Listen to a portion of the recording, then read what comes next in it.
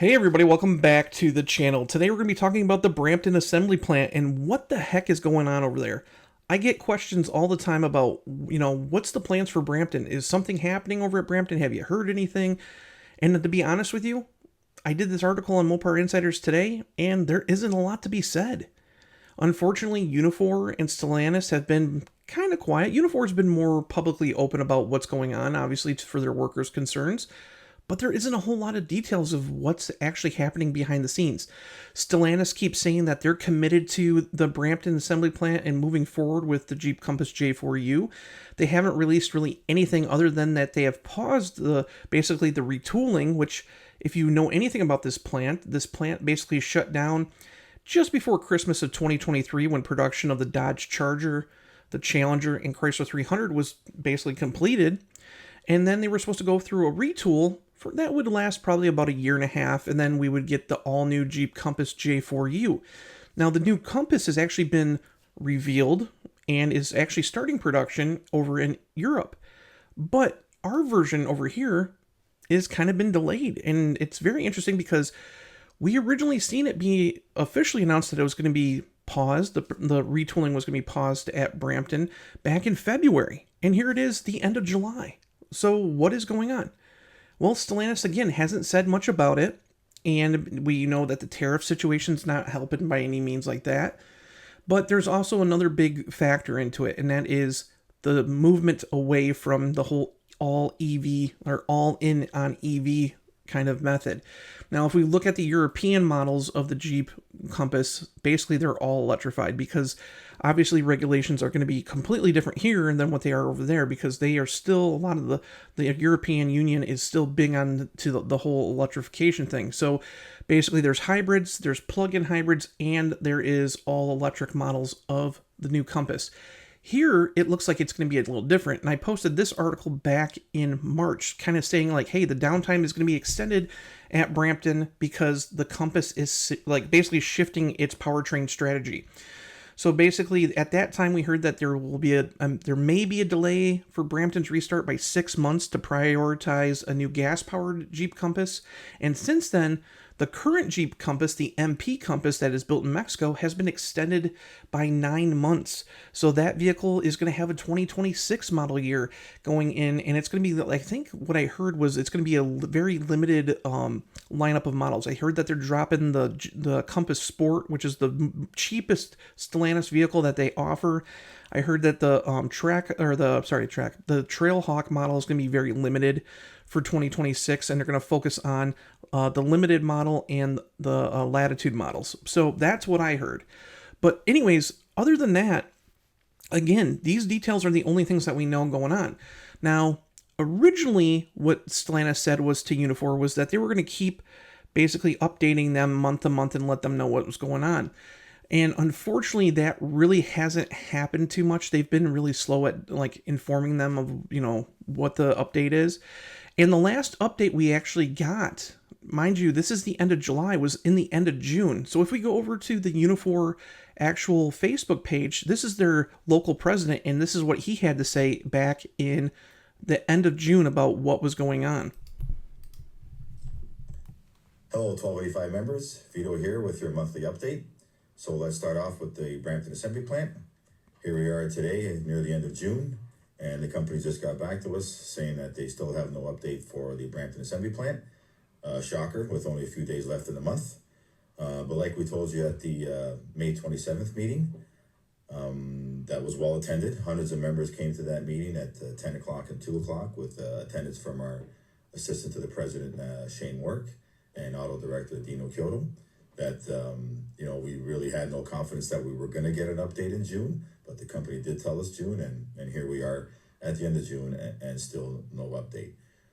In speaking with our national president, she is with government officials almost daily to try to resolve the trade issue where tariffs, we don't need any tariffs as far as trades are concerned. Zero tariffs is what we want, and making sure that the Brampton Assembly Plant is at the forefront along with our auto industry as well. And as from the locals' perspective, we are definitely talking to the city of Brampton to make sure they don't mess around with the Brampton Assembly Plant, and they've always been in our corner and supported us right from day one. And we also have been talking to the Premier of the province as well to make sure he puts pressure on President of Stellantis Canada and make sure that they're not messing around with our Brampton Assembly Plant either. And like we said at the meeting, and like we've been saying, we do have confidence that we will build cars in Brampton. We do have a very good history at Brampton, and we do have very good money-making capabilities at Brampton for the company, and they know that, and we'll keep that at the forefront, and we will build cars in Brampton. It's just a matter of when. So as soon as they give us a decision on the update of the Brampton Assembly Plant, we will let everybody know right away, and we'll put a video out, a letter out, and we'll look to have a meeting and talk about that update for the decision of Brampton. And like we said at the meeting, our expectation is that whatever that decision is, whatever that update is, it's probably going to be, late 2026 or even 2027, that our expectation is that our members are protected right through this whole retool. We got that language for 24 months. We have the language that says, if it's longer than 24 months, we'll renegotiate. And if that decision is 32, 34, or 36 months, we'll get back to the table and make sure that our members are protected for however long the retool is after the 24 months.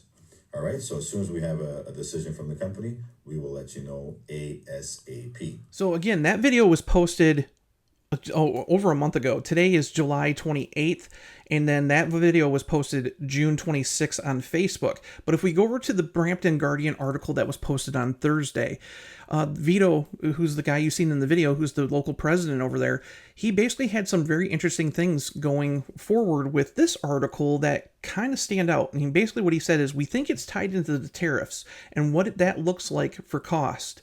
Then he also said, we're concerned, our plant is in a vulnerable position, our plant cannot deal with tariffs.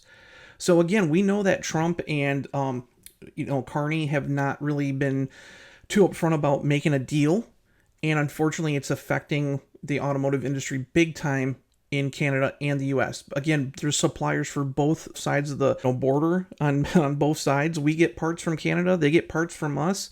It's just, that's how it works out. So by not having an actual deal for tariffs, it's actually holding back production capabilities in this retool as well, is what they're saying. Now, again, he also went on to say that over 1,000 members in the parts supplier base have pretty much run out of their EI.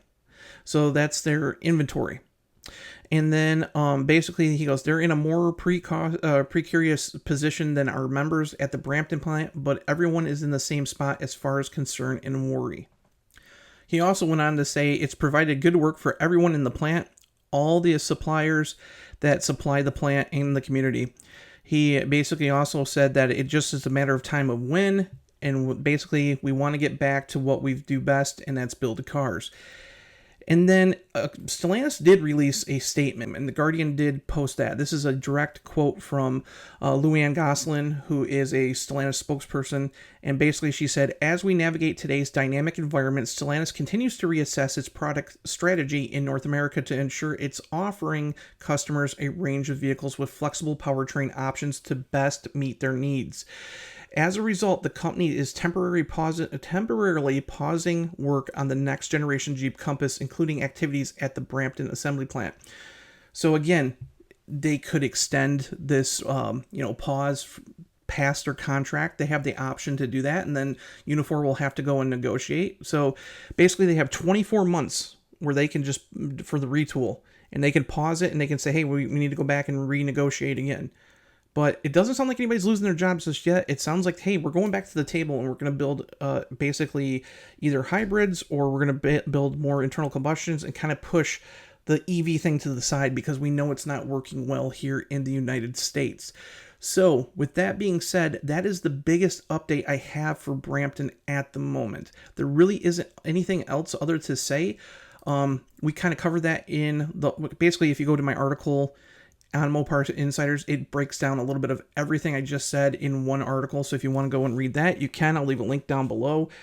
But again, they just extended the production of the 2026 Jeep Compass MP to kind of fill in the gap because they don't want to leave that hole in the lineup, because the Compass is an important seller to the Jeep, but they can still continue to bring it from Mexico, But if they basically discontinued that model and had a hole in the lineup, that is a very competitive segment in the US and they would lose sales big time. So they don't want to make sure they don't do that.